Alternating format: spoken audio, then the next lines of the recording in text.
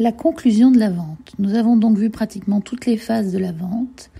Suite à la vente additionnelle, il va donc falloir conclure la vente. Certains pensent qu'il faut faire la vente additionnelle en même temps.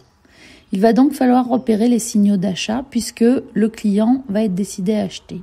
Le vendeur doit repérer ces signaux d'achat car c'est à cet instant qu'il doit inciter le client à se décider en utilisant les techniques de conclusion.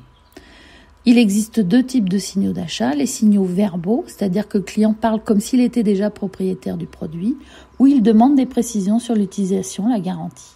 Les signaux non verbaux, le client est détendu, souriant, il a besoin de toucher le produit et de l'essayer.